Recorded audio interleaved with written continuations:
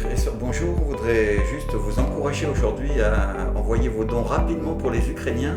On sait que quelques-uns sont déjà arrivés à partir de samedi dernier et sont déjà installés en région de Cergy et que certainement ils vont en recevoir d'autres. Le journal nous dit qu'il y a une trentaine de familles, une trentaine de personnes et donc on a déjà commencé à recevoir les dons.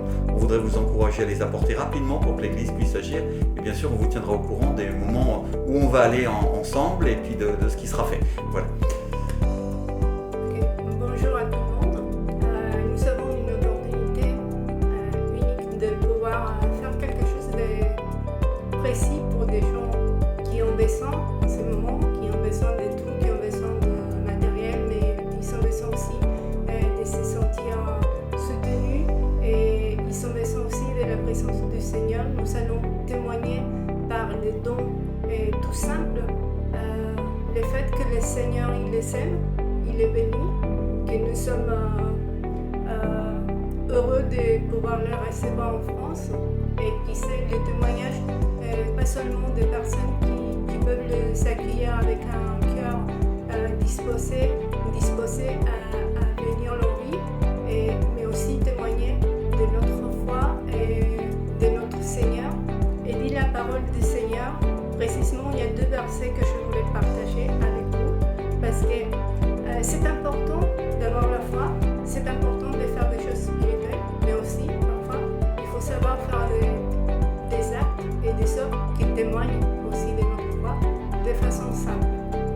Il dit la parole de Dieu en Jacques 2, 25 et 26. Dit Rav, la prostituée ne fut-elle pas également justifiée par les œuvres lorsqu'elle reçut les messagers qu'elle les fit partir par un autre chemin? Comme le corps sans âme est mort, de même la foi sans les œuvres est morte. Ça veut dire notre foi, elle doit être accompagnée pour qu'elle soit efficace des œuvres, des actes que nous prodiguons, que nous réalisons. Et quand nous disons que nous aimons les personnes, que nous voulons leur salut et nous voulons leur bénédiction, là, on a la possibilité de faire quelque chose de concret pour leur montrer par nos actes que nos paroles sont vraies, que nous vivons dans la vérité de la parole de Dieu. Et le verset de Matthieu 25-35 nous dit « Car j'ai eu faim et vous m'avez donné à manger, j'ai eu soif et vous m'avez donné à boire, j'ai été étranger et vous m'avez recueilli. » Et ce verset, il est tout ce que nous pouvons faire en ce moment. Ce verset, par lui-même, il parle de ces gens qui ont besoin d'être recueillis alors qu'ils sont des étrangers, alors qu'ils sont des gens qui ont besoin, qui sont faim, qui sont soif, qui ont peur.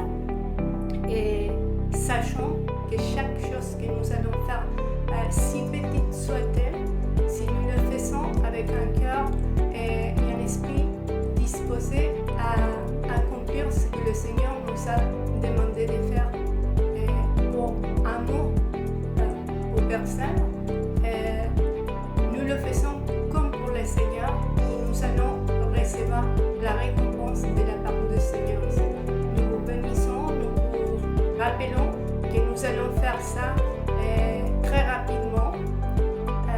Dimanche, on va encore donner des détails, mais sachez que les personnes sont déjà là, les dons ils commencent à arriver, mais on voudrait vous faire participer davantage, profiter de cette opportunité pour être une bénédiction et pour recevoir en retour la bénédiction de la part du Seigneur. Nous vous bénissons. Amen. Le Seigneur vous bénisse grandement.